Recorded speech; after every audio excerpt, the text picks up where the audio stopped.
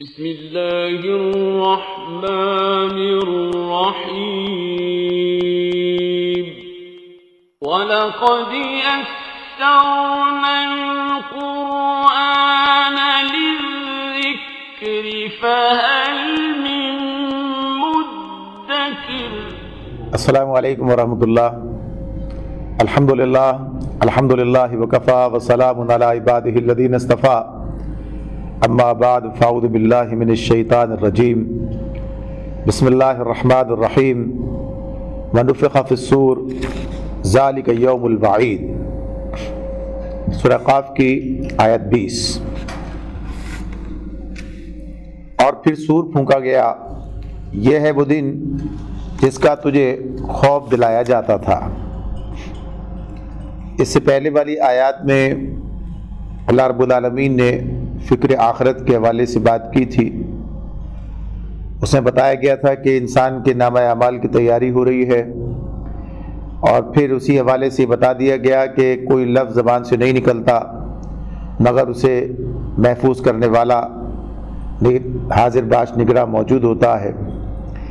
پھر فرمایا کہ وجاءت سکرۃ الموت بالحق، پھر دیو کو موت کی جانکنی حق لے کر آپ پہنچی۔ ذالک ما کنت منہ تحید، یہ وہی چیز ہے جس سے تو بھاگتا تھا۔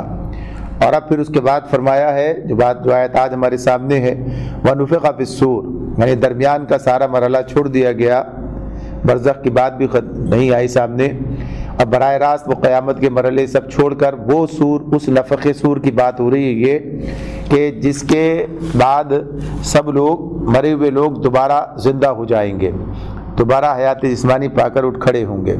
تو اس اعتبار سے یعنی سور کے پھونکے جانے کی بات جو سامنے آتی ہے، 3 مرتبہ کی بات، ایک مرتبہ جب لوگ سراسیمہ پھیل جائے، سراسیمہ ہو جائیں، اور اس کے بعد پھر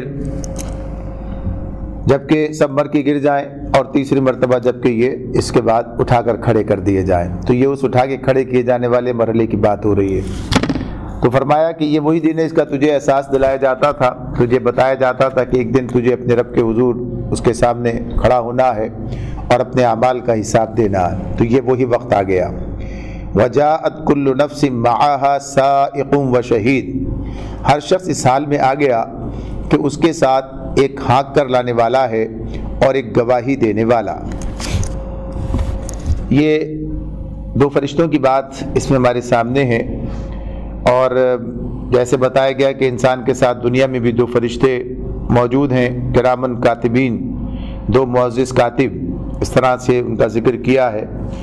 پھر یہ بات بھی بتائی گئی ہے، سورۃ الانعام میں مضمون ہمارے سامنے آیا ہے، وَيُرْسِلُ عَلَيْكُمْ حَفَظَةً، یعنی اس کے طرف سے حفاظت کرنے والے تمہارے اوپر مقرر کیے جاتے ہیں، یعنی جو انسان کی حفاظت بھی کرتے ہیں، اس کی نگہبانی بھی کرتے ہیں، اس کی نگرانی بھی کر رہے ہوتے ہیں۔ تو گویا یہ بھی ایک طرح سے انہی کی بات ہو سکتی ہے۔ اور پھر یہ بات یہاں پر کہ اب یہ 2 اس کے دوبارہ زندگی پانے کے بعد موجود ہیں، تو اس کے بارے میں یہ بات سوچی جا سکتی ہے کہ یہ وہی دونوں فرشتے ہیں جو اس کے قول و عمل کا ریکارڈ مرتب کرنے کے لیے مامور تھے، یعنی کرامن کاتبین۔ تو جیسے ہی جب قیامت کے دن یہ یعنی حشر کے اس میدان میں جب انسان اپنے مرقد سے اٹھے گا تو وہ فرشتے آ کر اسے پھر سنبھال لیں گے، یعنی اس کو اپنے چارج میں لے لیں گے، ایک اسے اللہ کی بارگاہ میں لے کر چلے گا ہانکتا ہوا، اور دوسرا اس کا نامہ اعمال تھامے ہوگا۔ تو غرض یہ کہ اسی اعتبار سے یہ بات یہاں پر ہمارے سامنے ہے۔ تو آگے فرمایا لَقَدْ كُنْتَ فِي غَفْلَةٍ مِّنْ هَذَا فَكَشَفْنَا عَنْكَ غِطَاءَكَ فَبَصَرُكَ الْيَوْمَ حَدِيدٌ، اس چیز کی طرف سے تو غفلت میں تھا، ہم نے وہ پردہ ہٹا دیا جو تیرے آگے پڑا ہوا تھا، اور آج تیری نگاہ خوب تیز ہے۔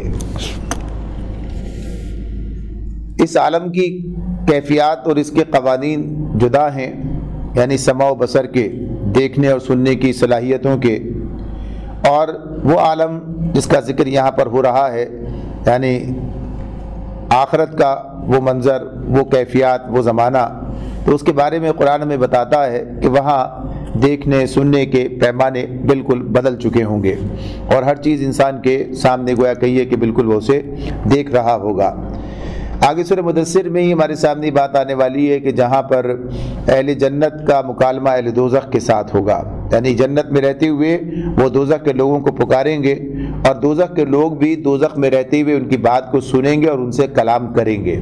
جہاں پر کہا ہے کہ ما سلککم فی سقر، یعنی بتایا کہ فی جنات یتساءلون عن المجرمین، اہل جنت جو ہے مجرمین سے پوچھیں گے جو کہ جہنم میں ہوں گے کہ تمہیں کیا چیز جہنم میں لے گئی، اور پھر وہ اس کا میں جواب بھی دیں گے لم نک من المصلین، قالوا لم نک من المصلین، وہ کہیں گے کہ ہم نماز پڑھنے والوں میں سے نہ تھے، اور مزید باتیں آگے ہوں گی۔ تو غرض یہ کہ یہ کیفیات وہاں کی جدا ہیں۔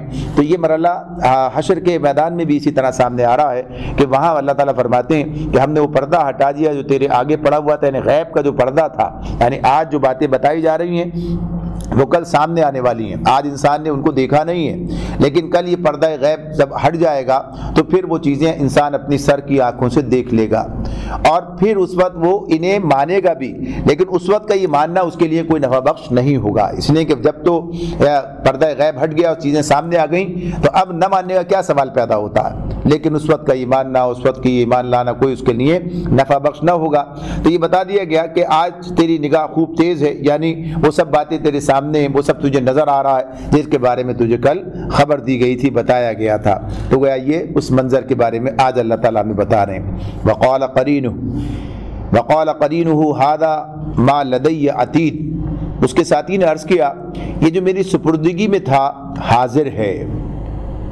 اب اس میں آگے بھی ایک ساتھی کا ذکر آ رہا ہے، تو اس بنیاد پر بعض لوگوں نے اس کے بارے میں یعنی اس پر تھوڑا سا اختلاف، یعنی اس کی تشریح کے حوالے سے سامنے آتا ہے کہ ایک تو اس کے بارے میں یہ رائے ہے کہ اس سے مراد یعنی یہ جو اس کے ساتھی نے عرض کیا جو میری سپردگی میں تا حاضر ہے، اس سے مراد وہ فرشتہ ہے کہ جس کا ذکر پہلے سے چلا آ رہا ہے کہ وہ اسے ساتھ لے کر آنا، جس سے پہلے بتایا گیا آیت 21 کے اندر۔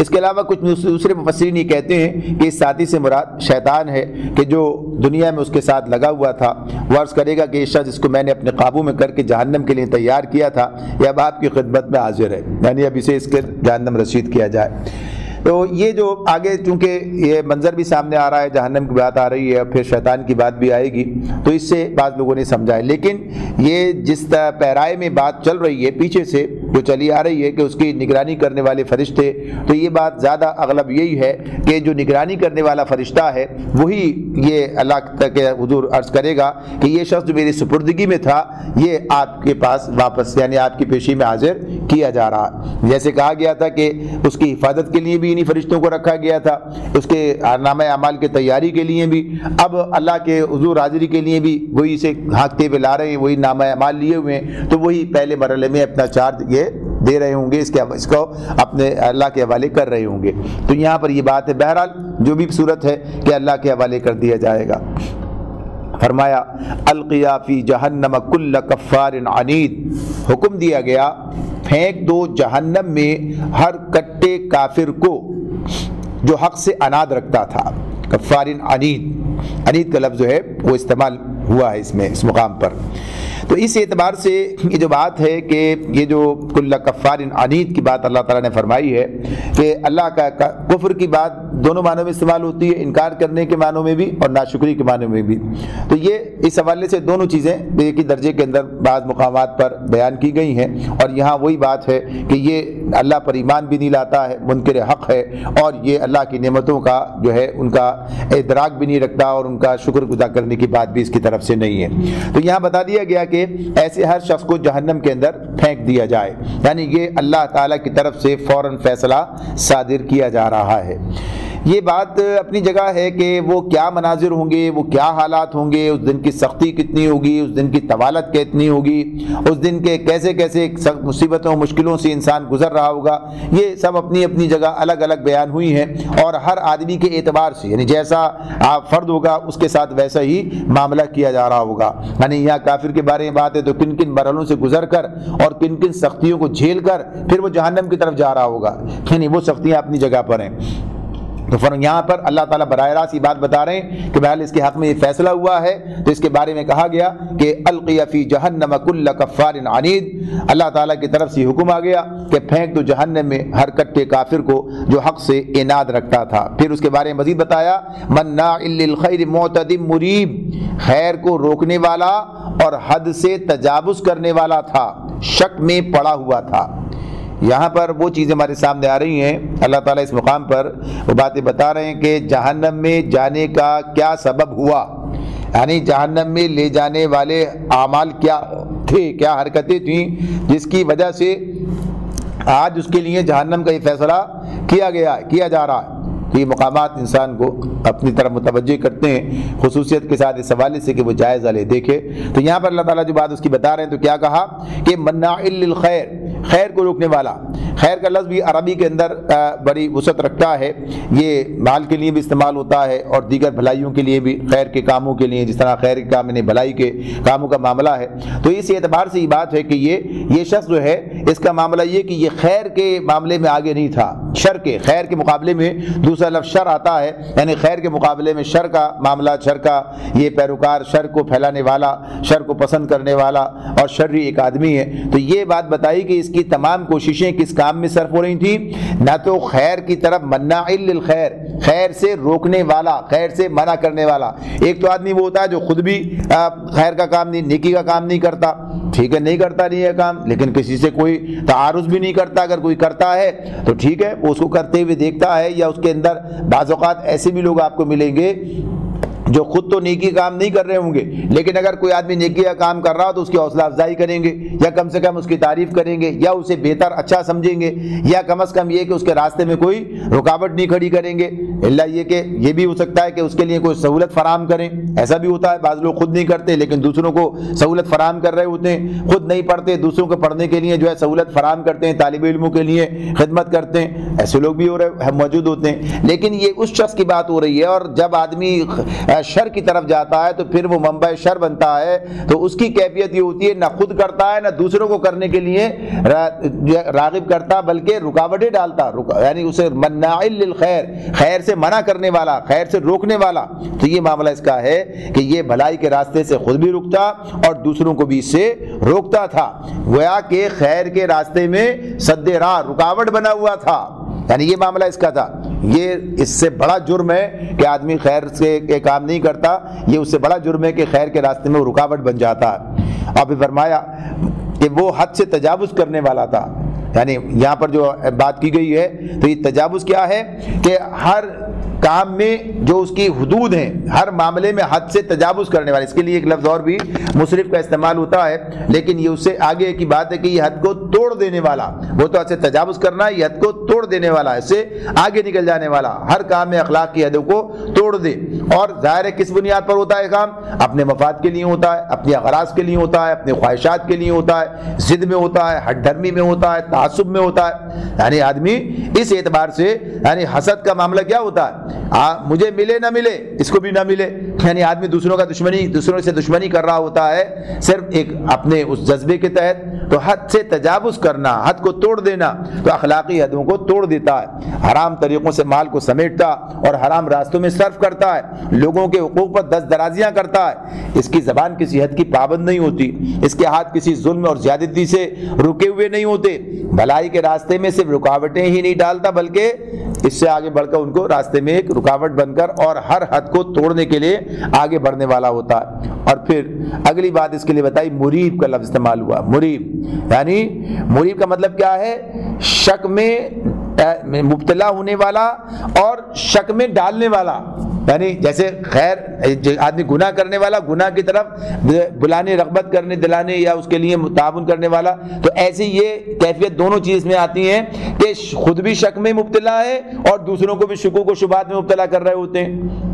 آپ یہ بھی کیفیت دیکھ سکتے ہیں آج معاشرے کے اندر، بعض لوگ خواہ مخواہ کی باتیں کر کے کوئی نہ کوئی ایسا معاملہ کھڑا کر دیتے ہیں، کوئی ایسا وسوسہ کسی کے دل میں ڈال دیتے ہیں کہ اچھا والا آدمی جو ہے جو اطمینان سے ایک راستے پہ چل رہا تھا وہ شکوک و شبہات کا شکار ہو جاتا ہے، یعنی اس کے اندر جو ہے پھر یہ کیفیت پیدا ہوتی ہے۔ تو ان کا معاملہ اسی اعتبار، تو یہ اس کا جو لفظ مریب ہے یہ دونوں معنوں کے لیے کہ خود بھی شک میں پڑا ہوا ہو اور دوسروں کو بھی شک میں مبتلا کرنے کے لیے، یعنی وہ کام کرتا ہو، ایسی باتیں کرے، ایسی چیزیں کرے، ایسے موضوعات اٹھائے، ایسے بحثیں کرے، ایسے معاملات کرے جس سے لوگوں کو بھی ذہنوں کے اندر بھی شکوک و شبہات پیدا کر دے۔ تو یہ چیز جو بتائی گئی کہ یہ اس کو جہنم میں لے جانے والے اسباب ہیں، یہ ہوا۔ پھر فرمایا الذی جعل مع اللہ الہا آخر فالقیاہ فی العذاب الشدید، اور اللہ کے ساتھ کسی دوسرے کو الہ بنائے بیٹھا تھا، ڈال دو اسے سخت عذاب میں، ڈال دو اسے سخت عذاب میں۔ اب یہ دیکھیے کہ یہاں پر جتنی چیزیں بیان ہوئی ہیں ان کو پھر ایک دفعہ دہرا لیتے ہیں کہ یہ جو چیزیں بتائی گئیں جو جہنم میں لے جانے کا سبب بنی ہے، جنہیں اللہ تعالیٰ نے اس مقام پر بیان کیا ہے، یعنی حق کا انکار، اللہ کی ناشکری، یعنی وہی کفر کے اندر دونوں چیزیں داخل ہیں، انکار بھی ہے اور ناشکری بھی ہے، اور پھر دوسری چیز کیا، حق اور اہل حق سے اناد ہے، یعنی ان سے دشمنی، ان سے جو ہے دشمنی رکھنا، پھر اللہ خیر کے راستے میں سد راہ بن جانا، بھلائی کے راستے میں یعنی سے نہ خود کرنا نہ دوسروں کو کرنے دینا بلکہ رکاوٹیں ڈالنا، بھلائی کے راستے میں سد راہ بن جانا، اپنے مال سے اللہ اور بندوں کے حقوق ادا نہ کرنا جو ذمہ داریاں بنتی ہیں، اپنے معاملات میں حدود سے تجاوز کر جانا، جو حدیں اللہ نے مقرر کر رکھی ہیں ان حدوں کو توڑ دینا، اور پھر لوگوں پر ظلم اور زیادتیاں کرنا، دین کی صداقتوں پر شک کرنا، دوسروں کے دلوں میں بھی شکوک ڈالنا، یعنی مریب کے جیسے دونوں معنی آتے ہیں سامنے، تو اس اعتبار سے، اور اللہ کے ساتھ کسی دوسرے کو الوہیت کے اندر شریک ٹھہرانا ہے، اللہ کے ساتھ دوسرے بھی شریک بنا لینا، تو اس اعتبار سے یہ بات ہمارے سامنے آتی ہے کہ یہ وہ چیزیں جو انسان کو جہنم میں لے جانے کا سبب بنی۔ آگے فرمایا قال قرینہ ربنا ما اطغیتہ ولکن کان فی ضلال بعید، اس کے ساتھی نے عرض کیا، اے اللہ میں نے اس کو سرکش نہیں بنایا اور بلکہ یہ خود ہی پرلے درجے کی گمراہی میں پڑا ہوا تھا، ضلال بعید۔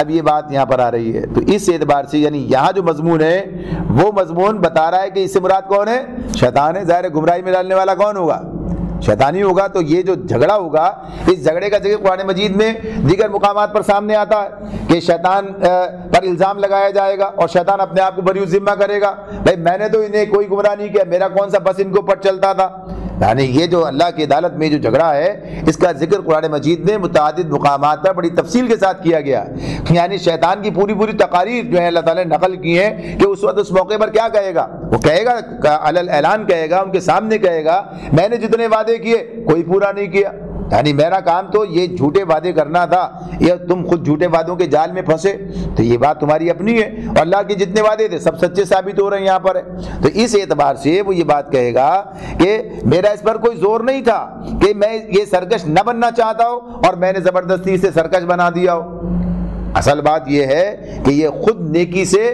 دوری، یعنی نیکی سے رغبت نہیں رکھتا تھا، اسے محبت نہیں رکھتا تھا، اور بدی کا پر فریبتا تھا، اسے پسند کرتا تھا، یعنی اس کا دل ہی ادھر مائل تھا، یہ جانا ہی ادھر چاہتا تھا، لہذا انبیاء کی کوئی بات اسے پسند نہ آئی اور میں نے جدھر بلایا اس طرف ہی چلا آیا، یعنی دونوں جگہ دعوت ہے، یعنی انبیاء کی دعوت جو اللہ تعالیٰ نے دنیا میں انسانوں کے سامنے رکھ دی، اس کا انتظام کر دیا ہے، کتابیں نازل کی ہیں، انبیاء اللہ نے مبعوث کیے ہیں، سب کچھ ہے، آج بھی حق اور باطل دونوں چیزیں دنیا کے اندر موجود ہیں، حق کی دعوت بھی ہے اور باطل کی دعوت بھی ہے، علم بھی ہے اور جہالت بھی ہے، یعنی ایک طرف جو ہے علم کی بنیاد پر بات بتائی جا رہی ہے، دوسری طرف جو ہے بس قصے ہیں، کہانیاں ہیں، حکایتیں ہیں، اور گویا کہیے کہ مختلف قسم کے بے بنیاد امیدیں لوگوں کو دلائی جا رہی ہیں جن کا نہ قرآن میں ذکر ہے نہ حدیث میں ذکر ہے، اور پھر کوئی آدمی ادھر جانا چاہتا ہے تو اسی لیے کہ وہ چاہتا یہ کوئی ایسا تنکے کا سہارا مل جائے جس کے سہارے وہ گناہوں کی زندگی بسر کرے، یعنی وہ خود چاہتا یہ ہے کہ کوئی ایسا سہارا، تو کسی کی بات جو ہے وہ کہہ دے بھئی یہ بات تھی، تو اس بات کو دیکھنا، سمجھنا، پرکھنا کہ اس کا یہ تمہارا کام نہ تھا، کہ اللہ نے تمہیں عقل نہ دی تھی، اور اسی اعتبار سے یہ بات بھی ہے کہ قرآن و سنت کی دعوت اس کے بالمقابل موجود تھی، جی بتا رہی تھی کہ ہاں یہ راستہ نہیں، یہ راستہ یہ ہے، یعنی ہر آدمی اپنے عمل کے، اپنے کسب کے بدلے رہن ہے، کل نفس بما کسبت رہینہ، قرآن ہی بیان کر رہا ہے، لیکن ظاہر قرآن سے دوری تھی، قرآن کی طرف رغبت نہیں تھی، اس کے ساتھ تعلق نہیں تھا، تو پھر آدمی ظاہر سی بات ہے کہ گمراہی کی طرف چلا گیا، تو یہاں پر یہ بات ہو رہی ہے، تو اللہ تعالیٰ فرماتے ہیں کہ وہ یہ کہے گا کہ یہ خود ہی پرلے درجے کی گمراہی میں پڑا ہوا تھا، قال لا تختصموا لدي وقد قدمت الیکم بالوعید، اللہ تعالیٰ فرما رہے ہیں، یعنی اللہ تعالیٰ کی طرف سے کیا ارشاد ہوگا، لا تختصموا لدي، جواب میں اللہ تعالیٰ کا ارشاد ہے کہ میرے حضور جھگڑا نہ کرو، وقد قدمت الیکم بالوعید، میں تم کو پہلے ہی انجام بد سے خبردار کر چکا تھا، یعنی کیا خبردار کیا گیا تھا کہ اس راستے پہ جس پر تم دونوں چلے، ایک گمراہ کرنے والا ہے، گمراہ ہونے والا، دونوں کا نتیجہ جو ہے جہنم ہے، دونوں کا نتیجہ یہ بات بتا دی گئی تھی، قرآن بیان کر رہا ہے، شیطان کے معاملے میں بھی جہاں جہاں شیطان کا ذکر ہوا ہے، ابلیس کی بات آئی ہے کہ وہ کیسے کیسے یعنی ارادے اس نے ظاہر کیے، اللہ نے انہیں ہمارے سامنے بیان کر دیا کیا کیا کہہ کے آیا کہ ہاں میں ایسا کروں گا، میں یوں گمراہ کروں گا، یوں میں نے بہکاؤں گا. تو اللہ نے کہا جو تیرے ساتھ پیچھے جائے گا تیرے ساتھ وہ بھی جہنم میں جائے گا. تو دونوں کے بارے میں فیصلہ کر دیا. تو اللہ نے کی طرف سے یہ بات بتا دی گئی، قرآن نے بیان کر دی. اب اگر کوئی ایک راستہ اختیار کرتا ہے تو اپنے عمل کا خود ذمہ دار ہے. تو اللہ تعالیٰ فرما رہے ہیں ما یبدل القول لدی وما انا بظلام للعبید، میرے ہاں بات پلٹی نہیں جاتی اور میں اپنے بندوں پر ظلم توڑنے والا نہیں ہوں. یعنی وہاں یبدل القول کہ یہ جو بات ہے کہ اللہ تعالیٰ کی باتیں، اللہ تعالیٰ کے فیصلے، اللہ تعالیٰ کے قوانین ایسے نہیں ہے کہ ان کے اندر کسی کسر کسی کمی کی بات ہو اور کسی بنیاد پر وہ بدل دیے جائیں.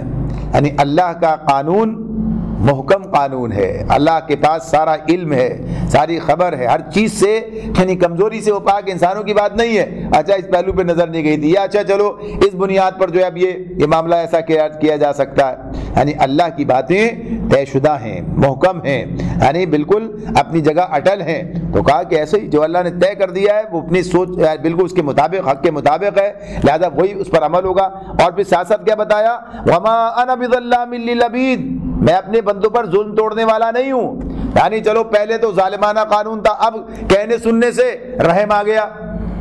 پہلے ہی رحم کی بات تو اپنی جگہ پر ہے، اللہ تعالیٰ کی اپنے رحمت کی بات تو، لیکن جس آدمی نے اپنے آپ کو اللہ کی رحمت سے دور کر کے اور اللہ کے غضب کا مستحق بنایا ہے تو ظاہر سی بات ہے کہ اللہ تعالیٰ پھر اس پر جو ہے غضبناک ہے اور اسے اس کے کیے کرتوتوں کا بدلہ مل رہا ہے.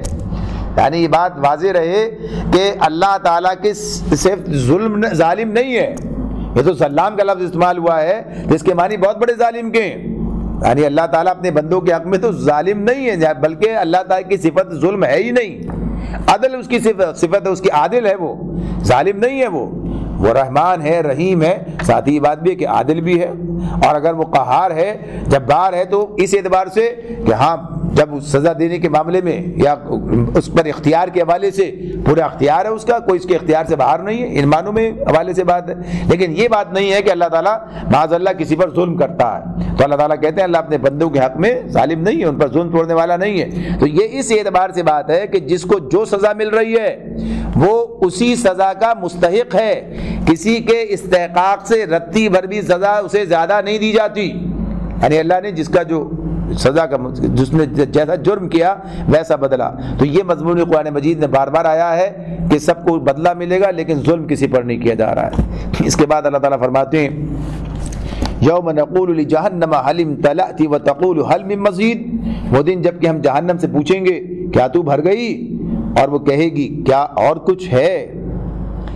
اس کے بھی دو مطلب بیان کیے جاتے ہیں. ایک تو یہی کہ اس سے مزید گنجائش نہیں ہوگی آدمی تو کہے گی کہ اب یہ باقی ہیں، اور ایک طرف یہ کہ اس کا غضب بھڑک رہا ہوگا اور اس اعتبار سے کہ اس کا معاملہ وہ کہے گی کہ حل من مزید، اور لے آؤ جتنا بھی ہے اور زیادہ جو کچھ بھی ہے سب کو اس وقت جو ہے جہنم میں ڈال دیا. یعنی دشمنوں پر، یعنی اللہ کے دشمنوں پر، باطل پرستوں پر، کفار پر جو ہے وہ اس طرح سے غضبناک ہوگی کہ کہا جائے گا کہ ہاں جو بھی ہے لے آؤ جہنم کے اندر ڈالنے کے لیے. یعنی جہنم خود بلائے گی حل من مزید، یعنی کیا اور بھی کچھ ہے تو لا کر اسے بھی ڈال دیا جائے. تو یہ جہنم کی کیفیات یہ اپنی جگہ پر ایک الگ مضمون ہے اور قرآن اسے بھی بیان کرتا ہے، بار بار بتاتا ہے کہ وہاں کیا کیفیت ہوگی اور وہاں کس طرح کے صورتحال سے وہ دوچار ہوگا، کس طرح کی غضبناکی اس جہنم کے اندر رکھی گئی ہے. اور وہ جہنم کی بات بھی کہ وہ کوئی ایسی بے حس و حرکت والی چیز نہیں، بلکہ کہا ہے کہ جہنم پکار پکار کر بلائے گی. سورہ حاقہ میں بھی آگے ہمارے سامنے آ رہا ہے جس کے بارے اس آگ کے بارے میں جو بات کہی کلا انہا لظی نزاعۃ للشویٰ تدعو من ادبر وتولی، یعنی پکار پکار کر بلائے گی، وہ گوشت پوٹ چاٹ جانے والی وہ جو ہے آگ، اس کا ایک کیفیت ہوگی. تو بہرحال کیا صورتحال ہے. تو اللہ تعالیٰ بتاتے ہیں کہ یہ اس شخص کے لیے ہے کہ جس نے سارے نصیحتوں سے منہ موڑ لیا، اللہ کی دی ہوئی مہلتوں سے فائدہ نہ اٹھایا اور ظلم کے راستے پر ہی زندگی بسر کرتا رہا اور کوئی پرواہ نہیں کی، تو نتیجہ اس کے سامنے یہ آ گیا. تو آگے مزید دوسرا تصویر کا دوسرا رخ سامنے آتا ہے وَأُزْلِفَتِ الْجَنَّةُ لِلْمُتَّقِينَ غَيْرَ بَعِيدٍ. اب یہ بات ہو رہی ہے متقین کی. یعنی وہاں پر فاجرین کی بات تھی، کافروں کی بات تھی، وہاں پر مشرکین اور ظالموں کی بات تھی. اب یہاں پر اللہ تعالیٰ کے نیک بندوں کی بات اللہ تعالیٰ بتاتے ہیں. یہ انجام بھی ہم نہیں رکھا ہے. دونوں چیزیں اللہ تعالیٰ کی طرف سے انسانوں کے لیے ہیں. اب انسانوں کا اپنا اختیار ہے کہ جدھر جانا چاہیں ادھر چلے جائیں. تو فرمایا وَأُزْلِفَتِ الْجَنَّةُ لِلْمُتَّقِينَ غَيْرَ بَعِيدٍ، اور جنت متقین کے قریب لے آئی جائے گی، کچھ بھی دور نہ ہوگی. غیر بعید، کچھ بھی دور نہ ہوگی. یعنی گویا جنت ان کے سامنے چلی آئے گی، کوئی فاصلے طے کرنے، کوئی بڑی دیر کی بات، کوئی بڑی، جیسی جنت کا فیصلہ ہوگا گویا وہ جنت میں اپنے آپ کو موجود پائیں گے. یعنی یہ کیفیت ہوگی. باقی جو چیزیں آتی ہیں سامنے جس طریقے سے جنت کے دروازے، معاملات، یہ چیزیں یہ اپنی جگہ پر، لیکن یہ بات کہ وہاں کے پیمانے مختلف ہوں گے کہ آدمی کیسے دور کی چیز کو بھی قریب دیکھ رہا ہوگا، اور آواز پہنچنا اور سفر، یہ سب چیزیں یہاں کے اس پر اس کا اطلاق نہیں ہوتا جو یہاں کے حالات ہیں. بہرحال اللہ تعالیٰ فرماتے ہیں کچھ بھی دور نہ ہوگی. هذا ما توعدون لكل اواب حفیظ. هذا ما توعدون لكل اواب حفیظ، یہ ہے وہ چیز جس کا تم سے وعدہ کیا جاتا تھا. اس سے ہر اس شخص کے لیے جو بہت رجوع کرنے والا اور بڑی نگہداشت کرنے والا تھا. اب یہاں وہ صفات آ رہی ہیں، یہاں وہ منظر سامنے آ رہا ہے کہ جو لوگ اس کے جیسے جہنم میں جانے والوں کے اعمال بتائے تھے، اب جنت میں لے جانے والے اعمال بتائے جا رہے ہیں. جنت میں جانے والے لوگ، ان کی بات ہے کیسے افراد تھے، یہ کس قسم کے انسان تھے، یہ زندگی انہوں نے کیسے بسر کی ہے. اللہ تعالیٰ یہ بات بتا رہے ہیں یہاں پر هذا ما توعدون لكل اواب حفیظ. پہلی بات یہاں پر کیا آ گئی، یہ جس چیز کا وہی چیز ہے اس کا تم سے وعدہ کیا جا رہا تھا. لکل، ہر اس شخص کے لیے. کون؟ اواب حفیظ. اواب کا لفظ آیا ہے، اواب کا مفہوم بھی وسعت رکھتا ہے. اس سے مراد ایسا شخص ہے جس نے نافرمانی اور خواہشات نفس کی پیروی کا راستہ چھوڑ کر اللہ رب العالمین کی اطاعت اور اس کی رضا جوئی کا راستہ اختیار کیا، اور اس نے ہر اس چیز کو چھوڑ دیا جو اللہ کو ناپسند ہے، اور ہر اس چیز کو اختیار کیا جو اللہ کو پسند ہے. جو بندگی کے راستے سے قدم ہٹتے ہی ذرا سا یعنی تو گھبرا اٹھے اور توبہ کر کے بندگی کی راہ پر پلٹ آئے. سورہ آل عمران میں اس کا ذکر آیا ہے کہ جیسے ہی والذین اذا فعلوا فاحشۃ او ظلموا انفسهم ذکروا اللہ فاستغفروا لذنوبهم ومن یغفر الذنوب الا اللہ، کہ جیسے ہی کوئی اپنے اوپر ظلم کر بیٹھتے ہیں، کوئی گناہ کا کام کر کے، کوئی ایسی نافرمانی اللہ کی کر کے، فوراً اللہ یاد آتا ہے اور اس سے اللہ سے اپنے گناہوں کی معافی مانگتے ہیں. کون ہے جو اللہ کے سوا معافی کرنے والا ہو؟ یعنی اسی سے، اور کس سے مانگے؟ تو یہ کیفیت، یہ اواب ہے. یہ یعنی اس اعتبار سے اس کی کیفیت ہے کہ وہ فوراً پلٹ جانے والا، فوراً اللہ کی طرف پلٹنے والا، اللہ کو کثرت سے یاد کرنے والا، اپنے تمام معاملات میں اللہ کی طرف رجوع کرنے والا. یہ ہے اواب، یہ ہے اواب. تو یہ جو اواب کی بات ہے کہ یہ پہلی صفت یہاں پر آ رہی ہے ہمارے سامنے. یعنی جنت میں جانے والے افراد کے بارے میں جب بات ہوئی تو پہلی صفت کیا بتائی؟ اواب کا لفظ استعمال کیا کہ یہ ہے کہ یہ کیفیت انسان کو اپنے اندر پیدا کرنی چاہیے. اللہ نے خواہشات نفس کی پیروی کو چھوڑ کر اطاعت الہی، اطاعت اللہ کی رضا حاصل کرنے کا جذبہ اس کے اندر ہو، اللہ کی پسند، اس کی ناپسند، یہ سب اس کی زندگی میں یعنی اس کے بارے میں وہ جانتا ہو، اس کی اہمیت ہو. اللہ کی ناپسند کو چھوڑ دے، اللہ کے پسندیدہ چیزوں کو اختیار کر لے، اور بندگی کے راہ سے ذرا سا بھی انحراف ہو تو فوراً پلٹ کر آئے، اللہ کو کثرت سے یاد کرے. اس کے بعد کیا کہا؟ اواب کے ساتھ حفیظ کا لفظ بھی آیا. اواب حفیظ، حفیظ ویسے حفاظت کرنے والا ہے، حفیظ کا مطلب حفاظت کرنے والا ہے. تو اس کا کس چیز کی حفاظت کرنے کی بات ہو رہی ہے یہاں پر؟ وہ تمام چیزیں جو اس کے حوالے یعنی جہاں اس سے حفاظت مطلوب ہے، کہاں کہاں اسے حفاظت کرنی ہے. تو جو فرائض ہیں، ذمہ داریاں ہیں نا ان کی حفاظت، جیسے نماز کی حفاظت کی، کہا کہ نماز کی حفاظت کرنے والے ہیں. یعنی نماز کے بارے میں یہ بات ہمارے سامنے آتی ہے تو اس میں یہ بات ہوتی ہے کہ الذین هم فی صلاتہم یحافظون، اپنی نمازوں کی حفاظت کرتے ہیں. تو یہ ظاہر ہے کہ ایک ذمہ داری ہے، اس کی حفاظت کرنا ہے. تو کیا ہے؟ فرائض، اس کی حرمتوں، اس کی سپرد کی ہوئی امانتوں کی حفاظت کرے، جو ان حقوق کی نگہداشت کرے جو اللہ کی طرف سے اس پر عائد ہوتے ہیں، جو اس عہد و پیمان کی نگہداشت کرے جو ایمان لا کر اس نے اپنے رب سے کیا ہے، جو اپنے اوقات، اپنی قوتوں، اپنی صلاحیتوں، اپنی محنتوں اور کوششوں کی پاسبانی کرے. کہیں غلط راستے میں تو نہیں جا رہی ہیں. جو مال ملا ہے، جو وسائل ملے ہیں، جو طاقت ملی ہے، جو صلاحیت ملی ہے، کسی غلط کام میں نہ ضائع ہو جائے. حفاظت کرتا ہے اس کی، توبہ کر کے اس کی حفاظت کرتا ہے، اسے ٹوٹنے سے بچاتا ہے. جو ہر وقت اپنا جائزہ لے کر دیکھتا ہے کہ کہیں میں اپنے قول یا فعل میں اپنے رب کی نافرمانی تو نہیں کر رہا. حفیظ. تو یہ دو صفات آ گئی، اواب اور حفیظ. آگے فرمایا من خشی الرحمن بالغیب وجاء بقلب منیب. اب اس کے بعد کیا فرما دیا؟ ہر اس شخص کے لیے یعنی جو بے دیکھے رحمان سے ڈرتا تھا اور جو دل گرویدہ لیے ہوئے آیا ہے. یہ ان کی صفات بیان ہو رہی ہیں جو جنت میں جانے والے ہیں. ان کے لیے کیا بتایا جا رہا ہے کہ اواب کے بعد حفیظ. اب کیا بتایا؟ من خشی الرحمن بالغیب، جو بے دیکھے رحمان سے ڈرتا تھا، وجاء بقلب منیب، اور جو دل گرویدہ لیے ہوئے آیا ہے. یہ خشی الرحمن بالغیب بھی کئی مقامات پر بات آئی ہے سامنے، یعنی بات بتائی ہے اللہ رب العالمین نے کہ جو سامنے نہیں ہے، یعنی اللہ اس کے سامنے نہیں ہے، اللہ اسے نظر نہیں آتا ہے، وہ اس کو دیکھ نہیں رہا ہے، کہیں وہ محسوس بھی کسی یعنی حسی آلات سے کسی چیز سے وہ محسوس نہیں کر سکتا، لیکن اس کے باوجود وہ اس کی نافرمانی کرنے سے ڈرتا ہے. یعنی اس کے جبکہ وہ اسے نظر نہیں آ رہا ہے، کوئی محسوس طاقت، کوئی ایسی چیز ایسی کہ علانیہ نظر آ جائے یہ بھی نہیں ہے، تو اس سب کے باوجود وہ اللہ کا خوف اپنے دل میں رکھتا ہے، اس کی نافرمانی کرنے سے ڈرتا ہے.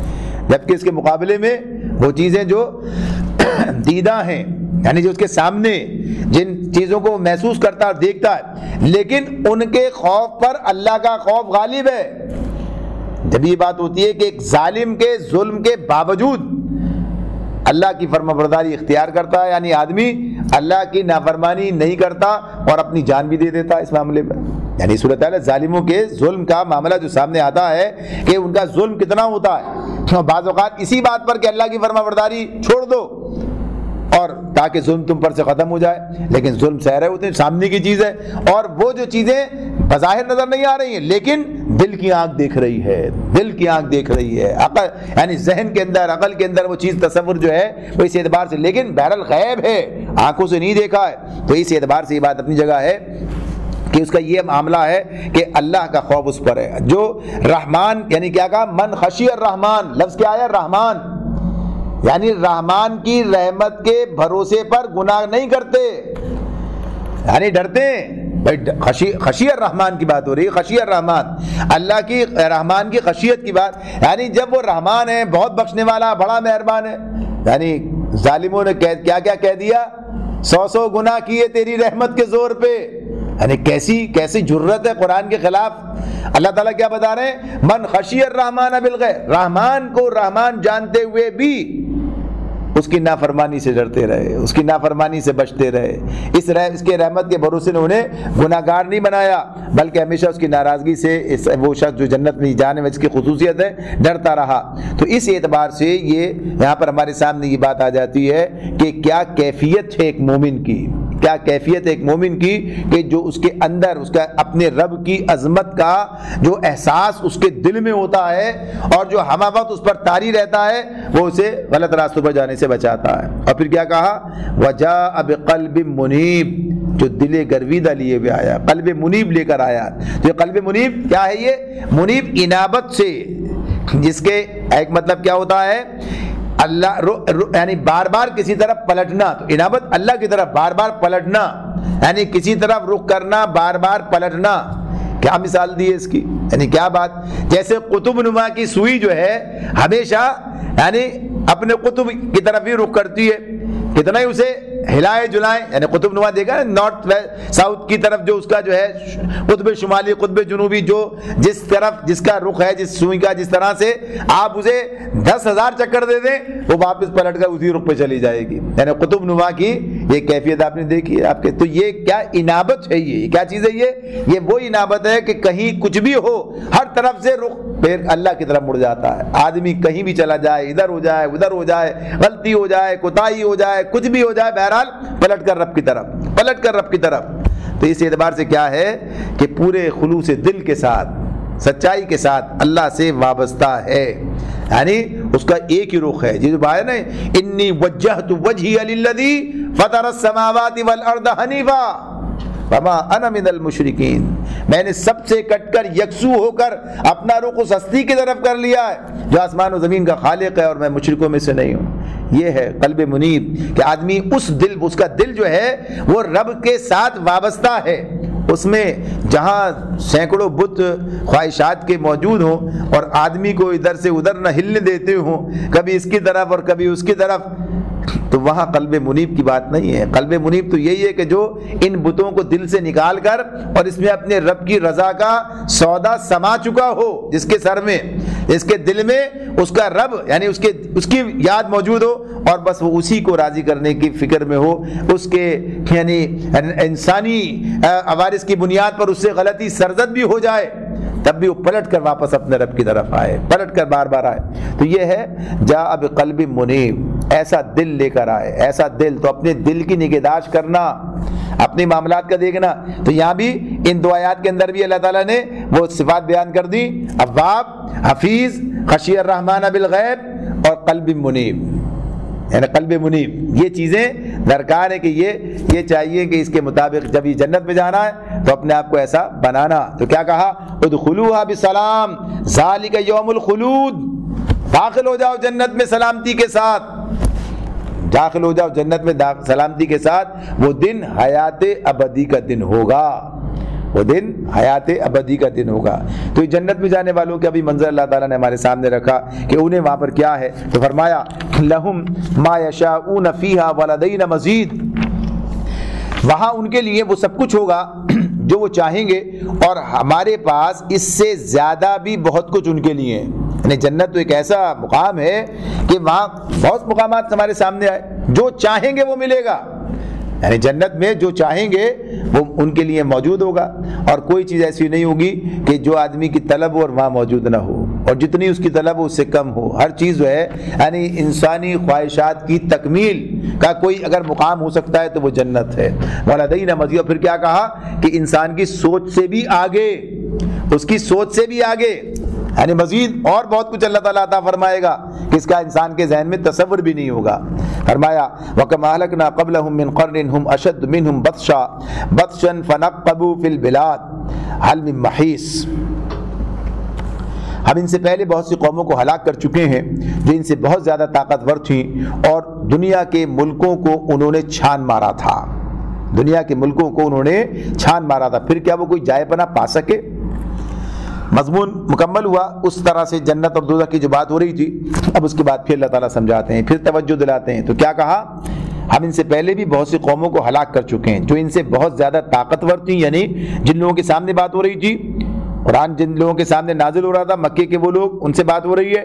اور یہ بتایا جا رہا ہے کہ ان کی طاقت کا عالم یہ تھا کہ نہ صرف اپنے مقام پر بلکہ اپنے مقام سے آگے, یعنی ان کی تخت و تاج کا معاملہ کیا ہے, آگے تک معاملات, یعنی دوسرے ملکوں کے اندر بھی انہوں نے جو ہے وہاں تک پہنچے, اور وہاں بھی انہوں نے جو اپنے معاملات کو آگے بڑھایا, کبھی کسی حوالے سے کبھی کسی حوالے سے. ان کی طاقت لیکن اللہ سے کی پکڑ سے بچ نہیں سکے. یعنی جب انہوں نے غلط روی کا معاملہ اپنی جاری رکھا, اللہ کے بات سے یعنی اس کے رسولوں کی بات نہیں مانی, تو جب اللہ کی پکڑ کا وقت آیا تو کوئی طاقت انہیں بچا نہ سکی, نہ اپنی نہ کسی اور کی. اب کیا سمجھتے ہو, کیا تمہارا معاملہ کس اعتبار سے؟ تو سوچنے کی بات ہے. تو اس طرح توجہ دلائی جا رہی ہے, لیکن کون سنتا ہے, کون ان باتوں پر توجہ دیتا ہے؟ وہ شخص دیتا ہے. تو کیا کہا, ان فی ذلک لذکری لمن کان لہ قلب او القى السمع وهو شہید. اس تاریخ میں عبرت کا سبق ہے. ان فی ذلک لذکری, ان فی ذلک لذکری, اس تاریخ میں عبرت کا سبق ہے. کس کے لیے؟ لمن کان لہ قلب, اس شخص کے لیے جس کے پاس دل ہو, قلب ہو. او القى السمع وهو شہید, یا جو توجہ سے بات کو سنے یا جو موجود ہو, توجہ دے اس بارے میں. تو شہید کا لفظ بھی دونوں باتوں کے لیے بہوا, یعنی اب حاضر ہے, موجود ہے, توجہ رکھتا ہے یہ. اور سماعت کی بات جو ہے وہ اس اعتبار سے کہ کان رکھتا ہے اور خود بھی ذاتی طور پر موجود ہے, یعنی بات کو سمجھنا چاہتا ہے. تو یہ بات جو اس مقام پر آئی ہے اپنی جگہ بہت اہم ہے اور بڑا وسیع مفہوم بھی رکھتی ہے. تو بہرحال اختصار اختیار کرتے ہیں.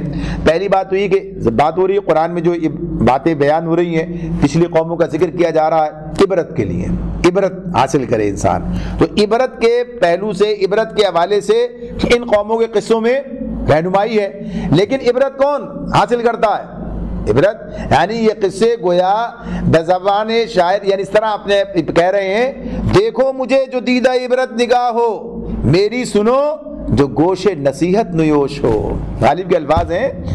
کہتا ہے کہ یہ جو کہنے والے گزر گئے، جو تمہارے سامنے یہ آثار قدیمہ اور ان کے آثار ہیں، تو کیا کہتے ہیں؟ دیکھو مجھے جو دیدہ عبرت نگاہ، اگر ہے عبرت کی نگاہ اور نہیں ہے تو پھر آدمی صرف تماشا کا لگتا ہے، تماشا ہی بن کر دیکھ رہا ہوتا ہے، سبق نہیں لیتا اس سے۔ میری سنو، جو گویا کہیے کہ صرف زبان قال سے نہیں، زبان حال سے، یعنی آ رہی ایک صدا آدمی کے کانوں میں، کیا ہوا ان کے ساتھ، زبان حال سے کہہ رہے ہیں، زبان قال سے نہیں، زبان حال سے کہہ رہے ہیں کہ دیکھو اگر ہم یہ راستہ نہ اختیار کرتے تو یہ انجام نہ ہوتا، اگر ہم بھی رسولوں کی بات مانتے تو اس طرف نہ جاتے۔ تو یہ سب کہاں ہے؟ قرآن میں ہے۔ آج کے ہمارے لیے کیا بات ہے؟ یہ سب باتیں کہاں ہیں؟ قرآن میں۔ اور ویسے بھی جیتے جاگتے جو ہمارے سامنے مناظر ہیں، جو آیات اللہ تعالیٰ کی طرف سے کائنات میں پھیلی ہوئی ہیں، وہ بھی، لیکن بات کیا ہے؟ انسان دل اس کے پاس ہو، دل اس کے پاس ہو۔ تو اس کے بارے میں ایک بات تو یہ ہوتی ہے کہ آدمی کے پاس اتنی عقل ہے، اتنی سمجھ ہے کہ وہ خود غور کرتا، اس سے نتیجہ نکالتا ہے، یا کم از کم اتنا ہے کہ کان سے بات سنتا ہے، توجہ دیتا ہے، یعنی کسی کی بات سننے کے لیے تیار ہوتا ہے۔ آج آپ دیکھیے کیا ہوتا ہے، کیا کیفیت آج یہ جو ہوتے ہیں ہمارے پاس، جہاں کا اس قسم کے انتظام ہوتے ہیں، تو صورتحال کیا ہوتی ہے؟ آدمی موجود ہے، دل کسی اور فکر میں منہمک ہے، دماغ کہیں اور چلا گیا، آدمی یہاں بیٹھا ہے، جثہ اس کا ادھر ہے، لیکن وہ خود کہیں اور ہے۔ ہوتا ہے نا یہ بات آپ کے سامنے؟ یہ کیسا ہوتا ہے؟ آدمی پتہ نہیں کہاں کی کدھر گیا کہاں۔ تو یہ بات، یہ چیز قرآن جب پڑھا جائے، جب یہ باتیں سامنے آئے، تو آدمی اپنے قلب، یعنی یہ بھی اس کا دل یہاں پر موجود، جہاں وہ خود ہے وہیں اس کا دل بھی ہے، وہ کہیں ہے اور دل کہیں اور ہے۔ جو توجہ سے بات کو سننے کے لیے تیار نہیں ہے، تو اس پر غور کرنے کے لیے تیار نہیں ہے، تو یہی بات ہے جو بیان ہو رہی ہے۔ فرمایا وَلَقَدْ خَلَقْنَا السَّمَاوَاتِ وَالْأَرْضَ وَمَا بَيْنَهُمَا فِي سِتَّةِ أَيَّامٍ وَمَا مَسَّنَا مِن لُغُوبٍ، ہم نے زمین اور آسمانوں کو اور ان کے درمیان کی ساری چیزوں کو 6 دنوں میں پیدا کر دیا اور ہمیں کوئی تکان لاحق نہ ہوئی۔ اللہ کی قدرت، اللہ کی قدرت کا بیان۔ اس اعتبار سے یہ بات کہ یہ مضمون بھی بہت دفعہ آگے آیا سامنے کہ اللہ نے زمین و آسمان اور ان کے درمیان کی ساری چیزوں کو 6 دنوں میں پیدا کیا، الگ الگ کر کے بھی بتایا، 2 دن میں کیا، 2 دن میں کیا، 2 دن میں، اس طرح سے یہ سب بتایا، اور پھر کہا کہ ہمیں کوئی تکان لاحق نہ ہوئی۔ تو گویا ایک انداز سے یہ ایک لطیف بات طنز ہے کس کی طرف؟ یہود اور نصارہ، یعنی بنی اسرائیل کی طرف جاتا ہے، جن کا خیال یہ ہے کہ 6 دن میں بنایا، 7ویں دن آرام کیا، تو اللہ کو کوئی تکان لاحق نہیں ہوتی۔ اس معاملے میں یہ بات اپنی جگہ ایک واقعہ، ایک حقیقت ہے، تو کہا کہ ہمیں اس پہ کوئی تکان لاحق نہیں ہوئی۔ فاصبر علی ما یقولون وسبح بحمد ربک قبل طلوع الشمس وقبل الغروب، اور اپنے رب کی حمد کے ساتھ اس کی تسبیح کرتے رہو، طلوع آفتاب اور غروب آفتاب سے پہلے۔ وَمِنَ اللَّيْلِ فَسَبِّحْ وَأَدْبَارَ السُّجُودِ، اور غروب اور رات کے وقت پھر اس کی تسبیح کرو، اور سجدہ ریزیوں سے فارغ ہونے کے بعد بھی۔ اب یہاں پر جو بات ہو رہی ہے، یعنی اس میں جو اللہ تعالیٰ نے کہا، ایک بات تو یہ فَاصْبِرْ عَلَىٰ مَا يَقُولُونَ، بس اے نبی جو باتیں یہ لوگ بناتے ہیں ان پر صبر کرو، یعنی ان کی باتیں، ان کی سارے جو قرآن بیان کر رہا ہے، سمجھا رہا ہے، حقیقت حال سے انہیں آگاہ کر رہا ہے، لیکن پھر بھی لوگ سمجھنے کے لیے تیار نہیں ہیں۔ اتنی زبردست باتیں، ایسے زبردست کلام کی بات، ایسے کھول کھول کر دل کو یعنی چھو لینے والے الفاظ، ایسی باتیں، یہ تو ترجمہ ہے، ترجمہ تو کچھ بھی نہیں ہوتا۔ اصل جو اس کا الفاظ کا جو اس کا یعنی جو اس کے متن کی خوبیاں ہیں، جو اہل زبان اس سے محسوس کرتے ہیں، وہ تو اس سے بہت زیادہ آگے ہوتی ہیں۔ تو اس اعتبار سے تو پھر کیا ہے؟ صبر کیجئے، فصبر علی ما یقولون، جو یہ کہتے ہیں، باتیں بناتے ہیں، چھوڑ دیجئے انہیں انکال پر، اور پھر آپ کیا کریے؟ وسبح بحمد ربک، اپنے رب کی حمد کے ساتھ اس کی تسبیح کرو، اور اس کے لیے اوقات بتائے، قبل طلوع الشمس و قبل الغروب، یعنی اس کے سورج طلوع ہونے سے پہلے اور سورج غروب ہونے سے پہلے، اور پھر مزید کیا؟ ومن اللیل فسبح وادبار السجود، اور رات کے وقت پھر اس کی تسبیح کرو، اور سجدہ ریزیوں سے فارغ ہونے کے بعد بھی۔ تو یہ بات اپنی جگہ ہے۔ پہلی بات کہ یہ جو کہا فاصبر علی ما یقولون، صبر کرو ان کے باتوں پر۔ اب یہ چیز کہ لوگوں کی مخالفتوں، لوگوں کے یہ سارے رویوں کے خلاف جو صورتحال بنتی ہے، یعنی ان کا مقابلہ کرنے کے لیے اپنے آپ کو اس مقام تک لے کے جانا، دل کے اندر وہ کیفیت قوت پیدا ہو جائے، آدمی ان سب چیزوں سے پریشان نہ ہو، دل تنگ نہ ہو، اس کی ہمتیں نہ ٹوٹ جائیں، اس کے حوصلے شکست نہ کھا جائیں، وہ پریشان نہ ہو جائے، تو اس کے لیے اپنے رب کے ساتھ وابستگی اختیار کر لو، پھر ان کی چیزیں تمہارا کچھ نہیں بگاڑیں گی، پھر تمہارے حوصلے ٹوٹیں گے نہیں، پھر تمہیں پریشانی اس طرح کی لاحق نہیں ہوگی، پھر تمہیں اس کے اندر حوصلہ ملے گا، بہمیز ملے گی۔ تو یہ بات بتائی۔ اور پھر جب یہ بات، دوسری بات یہ ہے کہ جب یہ تسبیح، حمد اور تسبیح کے ساتھ اوقات کی بات آ جائے تو اس سے مراد نماز ہوتی ہے، اس سے مراد جب اوقات کے ساتھ آ جائے، ورنہ تو کیا کہا ہے؟ ویسے تو اللہ کو یاد کرنا صبح و شام نہیں، صبح شام بھی اس طرح سے بھی کہا، صبح و شام، اور بلکہ اس کھڑے بیٹھے لیٹے ہر حال میں اللہ کو یاد کر رہے ہیں، وہ الگ بات ہے، ذکر دائمی۔ تو یہ جب اس کے ساتھ آتا ہے اوقات کے ساتھ تو نماز مراد ہے۔ تو یہاں اس سے مراد کیا ہے؟ قبل طلوع الشمس و قبل الغروب، قبل طلوع الشمس فجر ہے، اور پھر غروب سے پہلے، یعنی اس کے اندر پھر آ جاتی ہے مغرب و عصر دونوں، یہ ظہر آ جاتی ہیں قبل الغروب کے ساتھ، سب اس سے پہلے غروب کے ساتھ، پھر ومن اللیل یعنی عشاء کی نماز کی بات ہوتی ہے۔ لیکن پھر جو کہا کہ اور مزید آگے، تو اس سے تہجد کی نماز بھی مراد لی گئی۔ غرض یہ کہ بعض جگہ پر یہ اوقات بہت واضح انداز میں بیان کیے گئے، بعض جگہ مجمل رہ گئے، یہ سب چیزیں اس انداز سے یہاں پر ہمارے سامنے آتی ہیں۔ تو بہرحال اس میں جو چیز ہمارے سامنے ہے وہ یہ کہ نماز کے ذریعے سے انسان اللہ تعالیٰ کی قربت، وہ معیت، وہ مدد حاصل کرتا ہے، جیسے کہا بھی ہے استعینوا بالصبر والصلاۃ، مدد حاصل کرو صبر اور نماز کے صلاۃ کے ذریعے سے۔ تو یہ ہے اپنی جگہ پر۔ اور پھر جو ادبار السجود کا لفظ آیا ہے کہ ادبار السجود یعنی سجود سے فارغ ہونے کے بعد بھی، یعنی سجود یعنی نماز ہو گئی، ظاہر سی بات ہے سجود کا لفظ بھی آ گیا، تو سجود سے فارغ ہونے کے بعد، تو اس سے کیا مراد ہے؟ تو بعض لوگوں نے اس کے بارے میں کہا کہ ذکر بعد الصلاۃ، یعنی جو نماز کے بعد ذکر کیا جاتا ہے، مختلف جو مصنون اذکار ہیں جن میں صلی اللہ علیہ وسلم نے ہمیں بتائے ہیں، وہ سب اس کے اندر آتے ہیں۔ اور بعض لوگوں نے کہا کہ اس سے مراد فرض نماز کے بعد نفل نماز کا ادا کرنا ہے، فرض نماز کے بعد نفل نماز کا ادا کرنا۔ تو دونوں چیزیں اپنی جگہ موجود ہیں، دونوں چیزیں کہ فرض نماز کے ساتھ نفل نماز کرنے کی بھی تاکید نبی اکرم صلی اللہ علیہ وسلم نے کی ہے۔ یہ سنت ہے، یہ بھی نفل ہے، اصلاً نبی صلی اللہ علیہ وسلم نے ادا کیا، اس نے سنت کہلاتی ہے، ورنہ فرض اور نفل دو ہی چیزیں ہوتی ہیں۔ تو اس اعتبار سے سب چیزیں وہ بھی اس کے اندر داخل ہیں، اور یہ بھی کہ یہ جو ہے اذکار، تو نماز کے بعد کے اذکار بہت سے آپ کے سامنے احادیث کے اندر بیان کیے گئے ہیں، چاہے وہ 33 بار سبحان اللہ، 33 بار الحمدللہ، 34 بار اللہ اکبر کا، یہ حدیث اس کی یہ آتی ہے سامنے۔ اس کے علاوہ اور بھی احادیث ہمارے سامنے آتی ہیں، یعنی پورے ابواب اس کے اندر احادیث کی کتابوں کے اندر موجود ہیں، جس میں یہ بات بتائی گئی ہے کہ ہاں یہ نماز کے بعد کے جو اذکار ہیں وہ کیا کیا ہیں، کس طرح سے۔ تو یہ اس مقام پر یہ بات اس میں بیان کی گئی ہے۔ اللہ تعالیٰ فرماتے ہیں وَاسْتَمِعْ يَوْمَ يُنَادِ الْمُنَادِ مِن مَكَانٍ قَرِيبٍ، اور سنو جس دن منادی کرنے والا ہر شخص کے قریبی سے پکارے گا۔ اب یہاں سے کیا مراد ہے کہ وہ حشر کے میدان جس کا بات کا آغاز جہاں سے ہوا تھا کہ وہ وَنُفِخَ فِي الصُّورِ، جب وہ سور پھونکا جائے گا اور سب کھڑے ہو جائیں گے، وہ جو بات ہے اب پھر وہیں پر بات آ گئی ہے، وہیں پر بات آ گئی، اب بات مکمل ہونے جا رہی ہے۔ تو کیا کہا؟ سنو جس دن منادی کرنے والا ہر شخص کے قریبی سے پکارے گا، یعنی آدمی محسوس کرے گا گویا قریب سے کوئی پکار رہا ہے، حالانکہ پکارنے والا تو ایک ہی ہوگا۔ یعنی اس اعتبار سے یہ بات جو ہے کہ آج اس وقت جیسے بات پہلے ہوئی کہ یہ پیمانے بدل جائیں گے، یعنی سننے اور کہنے کے سارے معاملات لوگوں کس طرح قریب ہوں گے، محسوس کرے گا۔ یوم یسمعون الصیحۃ بالحق ذالک یوم الخروج، جس دن سب لوگ آواز حشر کو ٹھیک ٹھیک سن رہے ہوں گے، ہر جگہ بیک وقت آواز آ رہی ہوگی، ہر جگہ بیک وقت لوگ سنیں گے، یعنی نفخ صور کی بات بھی اسی طرح سے، اور یہ بات جو ہے جو پکارا جائے گا تو یہ سب بیک وقت سن رہے ہوں گے۔ وہ کیا ہے؟ ذالک یوم الخروج، وہ زمین سے مردوں کے نکلنے کا دن ہوگا، یعنی اس دن کی بات ہو رہی ہے۔ انا نحن نحیی ونمیت والینا المصیر، ہم ہی زندگی بخشتے ہیں، ہم ہی موت دیتے ہیں، اور ہماری ہی طرف اس دن سب کو پلٹنا ہے۔ کون سا دن؟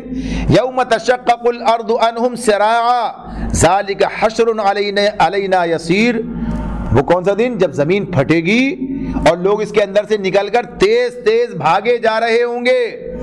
یہ حشر ہمارے لیے بہت آسان ہے، یہ حشر ہمارے لیے، جو آغاز میں بات آئی تھی کہتے تھے واپسی تو بڑی بڑی بعید، یہ تو بعید از عقل و امکان، سورت کے آغاز میں کافروں کی طرف سے کہ یہ دوبارہ پیدا ہونا، یہ تو بعید از عقل و امکان، یعنی اپنی سمجھ میں نہیں آتی یہ بات، ایسا تو ممکن ہی نہیں ہے، دوبارہ تو اللہ کے لیے کوئی بات مشکل، ذالک حشر علینا یسیر، یہ حشر ہمارے لیے بہت آسان ہے کہ بیک وقت سارے انسانوں کو پیدا کر دینا، دوبارہ سے زندہ کر دینا، زندہ کر کے جمع کرنا، یعنی حشر کے دن سارے سب اگلے پچھلے انسان بیک وقت زندہ کر کے جمع کر لیے جائیں گے۔ یہ اللہ کے لیے کچھ مشکل نہیں ہے کہ ان کی خاک جہاں جہاں پڑی ہے کدھر سے وہ لے کر آئے گا۔ یہ سب مضمون آغاز کے اندر سامنے آ چکا ہے کہ اللہ تعالیٰ کی علم سے کوئی چیز باہر نہیں، اور سب ایک کتاب میں لکھا ہوا بھی موجود ہے۔ تو اللہ تعالیٰ فرماتے ہیں نحن اعلم بما یقولون وما انت علیہم بجبار فذکر بالقرآن من یخاف وعید، اے نبی جو باتیں یہ لوگ بنا رہے ہیں انہیں ہم خوب جانتے ہیں، اور تمہارا کام ان سے جبرن بات منوانا نہیں ہے، بس تم اس قرآن کے ذریعے سے ہر اس شخص کو نصیحت کرو جو میری تنبیہ سے ڈرے۔ ایک طرف نبی صلی اللہ علیہ وسلم کو تسلی، دوسری طرف کافروں کو تنبیہ، دھمکی بھی، یعنی اس معاملے میں ہمیں سب پتہ ہے جو کچھ کر رہا ہے، آپ اپنا کام کرتے رہیے، آپ اپنا کام جاری رکھیے، اور ساتھ ساتھ یہ بات بھی کہ آپ کا کام جبرن کسی سے بات منوانا نہیں ہے، بات پیش کر دینا، مانے نہ مانے اب معاملہ ان کا اور حساب لینا ہمارے ذمے۔ یہ مضمون بھی بار بار آتا ہے، آگے سورہ اعلیٰ میں آتا ہے ہمارے سامنے، آپ کا کام کتنا ہے؟ نصیحت کرنا، باقی حساب لینا ہمارا کام ہے، یعنی ہمارا کام، تو یہ معاملہ اللہ کے لیے ہے۔ تو اللہ تعالیٰ کہتے ہیں نبی صلی اللہ علیہ وسلم سے کہ اس قرآن کے ذریعے سے ہر اس شخص کو نصیحت کرو جو میری تنبیہ سے ڈرے۔ تو یہ جو بات اس کے اندر ہے، اس میں ہمارے سامنے بات آتی ہے کہ قرآن مجید وہ ذریعہ ہے، وہ جس کے ذریعے سے نبی اکرم صلی اللہ علیہ وسلم لوگوں کو حق بتا رہے تھے، پہنچا رہے تھے۔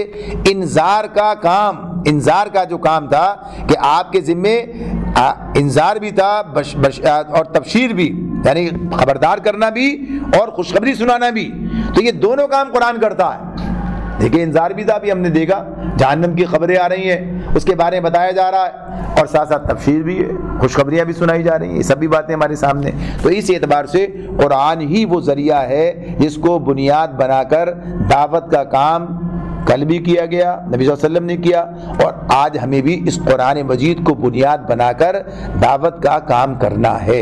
اسی کے ذریعے سے مانے گا وہ کہ جو اللہ کا ڈر خوف اپنے دل کے اندر رکھتا ہو۔ اللہ تعالیٰ میں سمجھنے اور عمل کرنے کی توفیق عطا فرمائے۔ وآخر دعوانا ان الحمد للہ رب العالمین۔ سبحان ربک رب العزت عما یصفون وسلام علی المرسلین والحمد للہ رب العالمین۔